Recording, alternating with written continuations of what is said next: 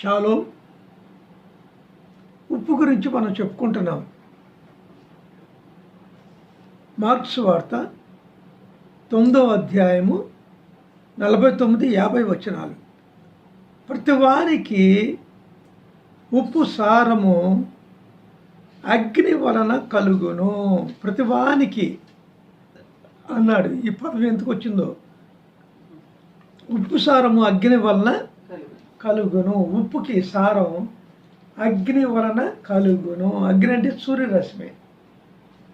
సూర్యరశ్మి ఎంత వేడి ఎక్కువగా ఉంటే ఉప్పుకి అంత బాగా మంచి సారము ఉంటుంది. అందుకనే మన ఇండియాలో తయారైన ఉప్పుకి సారం ఎక్కువ, చాలా సారం. ఎందుకంటే ఇది ఉష్ణమండలము. ఉష్ణమండలం తయారయ్యే ఉప్పుకి సారం ఎక్కువ. ఉప్పు మంచిదే కానీ ఉప్పు నిస్సారమైతే ఏమైనా ఎడాలి. దేని వల్ల మీరు దానికి సారము కలుగజేతురు. మంచిదే కానీ ఉప్పు నిస్సారమైతే దానికి సారము దేని వలన కలుగుద్ది? మీలో మీరు ఉప్పు సారం గలవారి ఉండి ఒకంతో ఒకటి సమాధానంగా ఉండుడని చెప్పాను. మనిషి యొక్క క్యారెక్టర్ని ఉప్పు యొక్క సారంతో చెప్పాడు, ఉప్పుతో పోల్చాడు.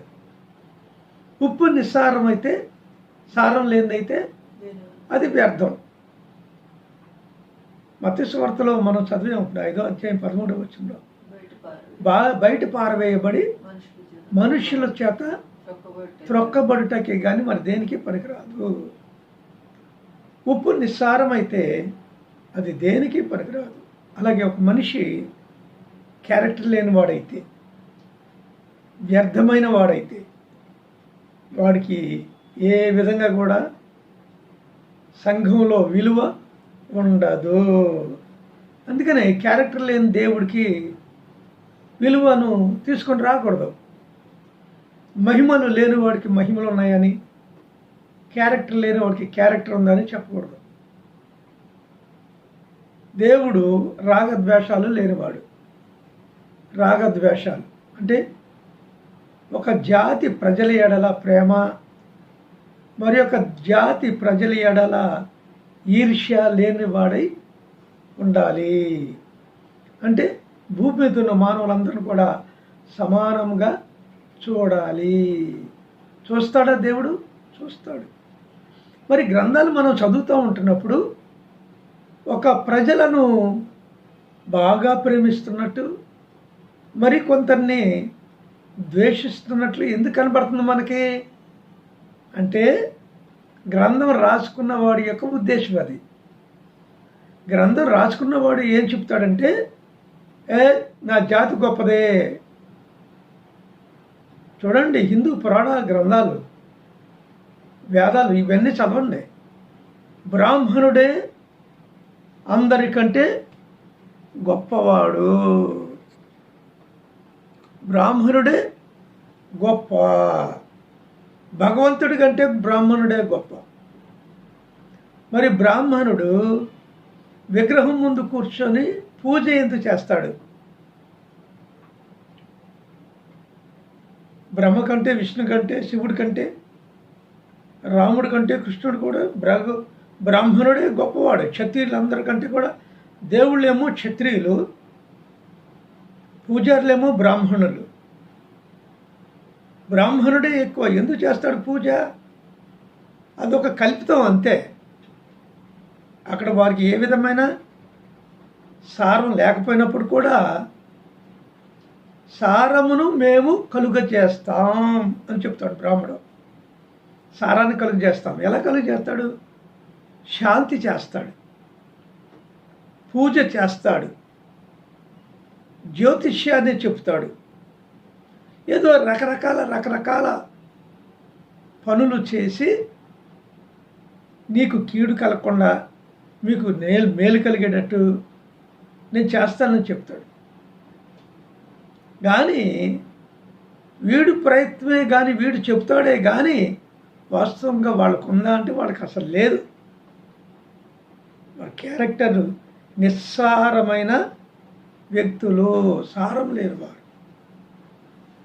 అయితే యేసుప్రభు అంటున్నాడు, దానికి సారం ఎలా కలుగుద్ది? ఉప్పు మంచిదే. ఉప్పు అంటే వ్యక్తి అందాం, మనం వ్యక్తి అనుకుందాం, మనిషి మంచోడే. కానీ అది నిస్సారం అయిపోతే దేనివల్ల దానికి సారం కలుగుద్ది? మీలో మీరు ఉప్పు సారం గల వారి ఉండి ఒకరితో ఒకరు సమాధానముగా ఉండుడని చెప్పాను. ఒకరితో ఒకరు సమాధానముగా ఉన్నాడు, అదే ఉప్పు. ఉప్పు సారం కలిగిన ఉప్పు. ఒకరికొకరు సమాధానం కలిగి ఉండకుండా పోట్లాడుకుంటూ, దెబ్బలాడుకుంటూ, యుద్ధాలు చేసుకుంటూ, దేశాలు ఆక్రమించుకుంటూ, ఒక జాతిని మరి ఒక జాతి నాశనం చేయడం.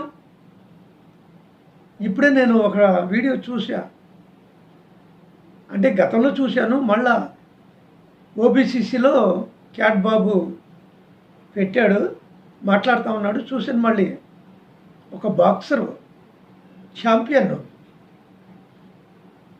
ఇండియా ఛాంపియన్, మణిపూర్ అతను ప్రధానమంత్రి మోడీ గారికి విజ్ఞప్తి చేస్తున్నాడు, మోడీ సార్ ఒకసారి మా మణిపూర్ వచ్చి వెళ్ళండి, కుకీలకి మైతీలకి వివాదం జరిగింది, కాల్చి చంపేశారు కుకీల్ని, అడవుల్లోకి పారిపోయారు, చర్చెస్ తగలబెట్టబడ్డాయి, వాళ్ళందరూ క్రైస్తవులు కనుక దేశంలో మీరు ఉండకూడదు అని చెప్పేసి భూమిని ఆక్రమించాలని మైథిలి యొక్క ప్లాన్.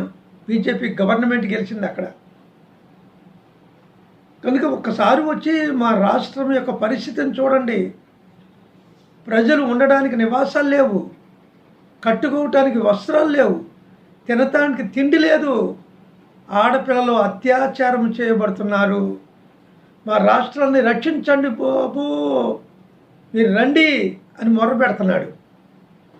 ఏదో ఒక ఉన్నతమైన స్థితిలో ఉండి చెప్తే మోడీ గారు వింటారు అనుకున్నారు, కానీ సంవత్సరం దాటిపోయింది. ఇప్పటికి సంవత్సరం దాటిపోయింది మణిపూర్ సంఘటన జరిగి, కానీ ఇప్పటి వరకు కూడా మోడీ దాని గురించి స్టేట్మెంట్ ఇవ్వడం కానీ, మణిపూర్లో అడుగు పెట్టడం కానీ చేయలేదు. రేపు మళ్ళీ ఎలక్షన్లో మరి ఇప్పుడు మణిపూర్ వెళ్తాడో లేదో నాకైతే తెలియదు. మణిపూర్ వెళితే ఇంపాల్ వెళ్తాడు, క్యాపిటల్ సిటీలో మైతీలు కదా వాళ్ళందరూ, వాళ్ళకి ఏదో సందేశం ఇచ్చి వచ్చేస్తాడు. కానీ కుకీల సంగతి పట్టించుకోడు. దీన్ని బట్టి మనకేమవుతుంది? ఒక వర్గాన్ని ద్వేషించటం, మరి ఒక వర్గాన్ని చేర్చుకోవటం. అంటే నిస్సారం లేని ఉప్పు, సారం లేని ఉప్పు, నిస్సారమైన ఉప్పు. నేను తప్పు మాట్లాడాను, సారీ. నిస్సారమైన ఉప్పు. మోడీ గారు నిస్సారమైన ఉప్పు. ఎందుకంటే హిందువుల్ని ప్రేమిస్తున్నాడు కానీ క్రైస్తవుల్ని ఆయన ద్వేషిస్తున్నాడు.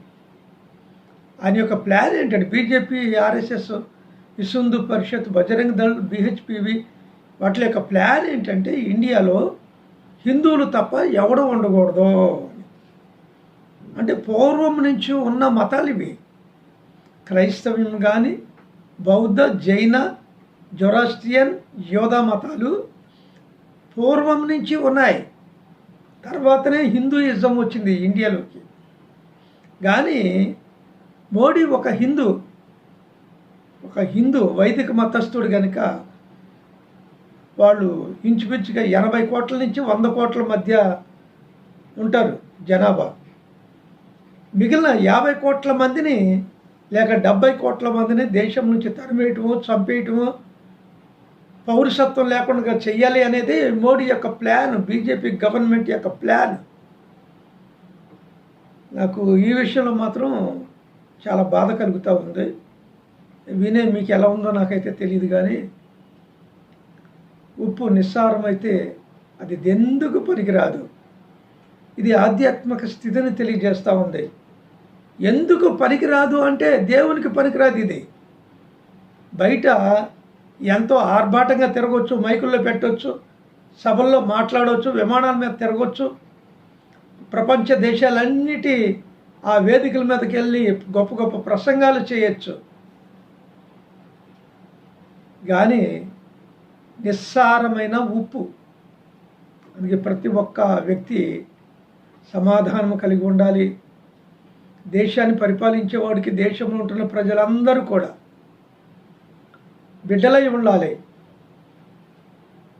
భారత్ మేరా పరివార్ అన్నాడు, భారత్ నా కుటుంబం అన్నాడు. ఇండియా ఈజ్ మై పరివార్ అనొచ్చుగా, ఇండియా ఈజ్ మై ఫ్యామిలీ అని. ఇండియా అంటలా, ఇది ఇండియా, భారత్ కాదు. భారత్ అన్న దానికి అర్థాలు వేరు, భారతీయులు వేరు. భారతీయులు, ఈ దేశం భారతీయులది కాదు, ఇండియన్స్ది. ఇది సింధు ప్రజలది. అందుచేత ఉప్పు నిస్సారమైపోతుంది, ప్రజల్లో సారము ఉండడం లేదు. సారం కలిగి ఉండాలని ప్రభు చెప్తా ఉన్నాడు. యేసుప్రభు అందరిని ప్రేమించాడు కనుక యేసుప్రభు వారు తన శిష్యులతో ఏమని చెప్పాడంటే, మీరు సర్వలోకములకు వెళ్ళి సర్వ సృష్టికి సువార్తను ప్రకటించుడి అన్నాడు. సర్వలోకములకు వెళ్ళి, ప్రపంచ మొత్తానికి. అందుకనే కులాలు లేవు, మతాలు లేవు, జాతులు లేవు, ఏ భేదం లేదు బైబిల్కి. అందరూ వచ్చేయచ్చు దేవుడి దగ్గరికి, అందరూ సమానం. యూదులైనా సరే, గ్రీకు దేశస్తులైనా సరే, హెలేనీయులైనా సరే, అరబ్బులైనా సరే, ఎవరైనా సరే దేవుని దృష్టిలో అందరూ సమానులు కనుక అందరినీ వచ్చేయండి అంటుంది. అందరూ వచ్చేయాలి దేవుడి దగ్గరికి. ఇక నేను ఇది మళ్ళీ చదివి ముగిస్తాను. నేను మీరు లోకమునకు ఉప్పు అయి ఉన్నారు అంటున్నాడు. లోకానికే మనం ఉప్పు అంటాం. లోకానికి మనం తీయగా, రుచికరంగా, సభ్యతగా, సమాధానముగా ఉండాలి అని తెలియజేస్తున్నాడు. ఉప్పు నిస్సారమైతే దేనివలన దానికి సారము పొందును? అది బయట పారవేయబడి మనుషుల చేత త్రొక్కబట్టగా కానీ మరి దేనికి పనికి రాదు. మనుషుల చేత త్రొక్కబడుతుందట నిస్సారమైన ఉప్పు. అంటే మనుషుల చేత ద్వేషింపబడుతుంది, దూషింపబడుతుంది. అంతే కదా, క్యారెక్టర్ లేనివాడు, ప్రేమ లేనివాడు. ప్రేమ లేకపోతే ఎందుకు? వ్యర్థుడు అని బైబిల్ చెప్తా ఉంది. ప్రేమ లేకపోతే వ్యర్థత్వము. ఇంకో విషయం చెప్తాను నేను. ఇలా చెప్పుకుంటూ పెడితే చాలా విషయాలు మనకి బోధపడతాయి. ఇంకా మీ సంభాషణ కూడా ఉప్పు వేసినట్లు రుచి కలదిగా ఉండవలెను. కొలస్సై 4:6 మీ సంభాషణ ఎలా ఉండాలి? ఉప్పు వేయబడినదై రుచికరముగా ఉండవలెను. రుచికరమదై మీ సంభాషణ ఉప్పు వేసినట్లు రుచి గలదిగా, రుచికరమదై ఉండాలి. రుచిగా ఉండాలి. ఉప్పు వేస్తే ఎంత రుచిగా ఉంటుందో మీ సంభాషణ అలా ఉండాలి. సంభాషణ ఏమండోయ్ అది చదవండి, ఇది చదవండి. బైబిల్కి సమానమైన గ్రంథాలు మాకు ఉన్నాయండి అని చాలామంది చెప్తూ ఉంటారు. ఓకే, మంచిదే, బోధ ఉంటే ఉండొచ్చు. కానీ ప్రాక్టికల్ లైఫ్ ఉందా? అక్కడ మాట్లాడిన వాడికి, మాట్లాడిన ప్రవక్తకు లేక భగవంతుడికి ఆ క్యారెక్టర్ ఉందా అనేది ముందు మనం తీసుకోవాలి. అది లేకుండా నేను రాసేసాను చదవండి, నేను చెప్పేశాను వినండి అంటే కుదరదు. మీ సంభాషణ ఉప్పు వేసినట్లు రుచి గలదిగా ఉండవలెను. అమ్మా ఏంటది? ఎల్లప్పుడూ రుచి కలదిగాను కృపా సహితముగాను, కృప కలిగినదై ఉండాలి. అది లేకపోతే ఎందుకు? నీ సంభాషణ ఎందుకండి? ఎన్ని గంటలు మాట్లాడితే ప్రయోజనం ఏంటి? ఇలా మనం వెళుతూ ఉంటే చాలా విషయాలు బయటపడతాయి. ఇంకోటి చెప్పేసి ముగిస్తా నేను. యాకోబు గారు ఒక మాట చెప్తారు. అపోస్తలుడైన యాకోబు గారు, జేమ్స్ అన్నమాట. ఏమంటారంటే 3వ అధ్యాయం 12వ వచనంలో ఒకే ఊటలో నుండి తీయని నీరు. తీయని నీరును, ఉప్పు నీళ్ళలో నుండి తీయని నీళ్లు ఉప్పు నీళ్లలో నుండి తీయని నీళ్లను ఓరవు. ఓరవు. ఉప్పు నీళ్లలో నుండి అంటే ఒక ఊటలో నుండి ఉప్పు నీరు మంచినీరు రెండు రావు అంటాడు. రెండు రావు. ఉప్పు నీళ్లలో నుండి మంచినీళ్ళు వేరు చేయవచ్చు అంటే 5% మంచినీళ్ళు వస్తాయట. ఆ యంత్రాలు మొట్టమొదటిగా ప్రపంచంలో యూదులు, ఇశ్రాయేలీలు తయారు చేశారు. సముద్రము నీళ్లలో నుండి మంచి నీళ్లను తీశారు. తర్వాత లిబియా అలా తీయాలి అనుకుంది. కొన్ని దేశాలు ఇప్పుడు ఉప్పు నీళ్ళలో నుంచి మంచినీళ్ళు తీస్తూ ఉంది, కానీ చాలా ప్రయాసం ఎక్కువ. ఆ దేశాల్లో పెట్రోలు లీటర్ 20 రూపాయలు అయితే మంచినీళ్ళు లీటర్ 100 రూపాయలు. కిన్లే బాటిల్ అనుకోండి ఆ విధంగా. అయితే ఇక్కడ యాకోబు గారు ఏమని చెప్తున్నాడంటే ఉప్పు నీటిలో నుండి అంటే ఒక్క ఊటలో నుండి ఉప్పు నీళ్లు మంచినీళ్ళు ప్రవహించవు అంటున్నాడు. అంటే దుష్టత్వము మంచితనము ఉండదు. ఉప్పు నీళ్ళు మంచినీళ్ళు. ఇక్కడ మళ్ళీ దీని యొక్క భావం మారిపోతుంది. దుష్టత్వము మంచితనము రెండు ఉండవు. దుష్టత్వాన్ని విడిచిపెట్టేసేయాలి, మంచితనాన్ని మనము కలిగి ఉండాలి. ఇది దైవ స్వభావము అని చెప్తున్నాడు.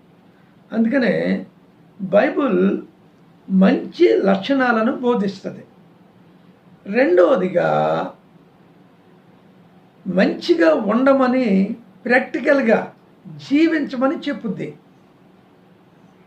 మంచి మాటలు మాట్లాడకపోతే బూతులు సరస్వక్తులు మాట్లాడకూడదు. బైబిల్ చదివేవాడు క్రైస్తవుడు, మిగిలిన ఏ మతస్థుడైనా సరే, ఇప్పుడు హిందువులు ఉన్నారనుకో భయంకరమైన బూతులు, క్రైస్తవులు అని చెప్పుకుంటారు, బాప్తిసం పొందారు, వాళ్ళ చర్చికి వెళ్తున్నాం అంటారు, కానీ వీళ్ళు కూడా భయంకరమైన బూతులు ఆడతారు. వీళ్ళు పాస్టర్లు కూడా బూతులు ఆడతారు, అబద్ధాలు ఆడతారు. మనం ఎవరినో నిందించడం ఎందుకు, కానీ క్రైస్తవుల గురించి చర్చి గురించి మనం మాట్లాడుకోవాలి. బూతులు మాట్లాడే పోట్లాడే పాస్టర్స్ ఉన్నారు, క్రైస్తవ విశ్వాసులు కూడా ఉన్నాడు. వాళ్ళు కానే కాదు, క్రైస్తవులు కానే కాదు, 95% ఉంటారు అలా మనం చూస్తే. దాన్ని బట్టి 320 కోట్ల మంది క్రైస్తవులు ఉన్నాం ప్రపంచంలో అని చెప్పుకోవటమే కానీ అసలు ఉప్పు కలిగిన వారుగా, సారం ఉప్పు వలె సారమైన వ్యక్తులుగా వీళ్ళు ఉన్నారా, అది మనం ఆలోచన చేయాలి. రెండోది ఏంటంటే మనం ఉన్నామా, ఎవడో కాదు, ముందు మనం ఉన్నామా, మనం ఉండాలి. తర్వాత ప్రజలను, సంఘాన్ని, క్రైస్తవులను ఉండమని మనం చెప్పగలగాలి. అందుకనే అన్యులు మనల్ని చూసినప్పుడు మనం ఎలా కనపడాలంట, రుచికరముగా మనము కనపడాలి.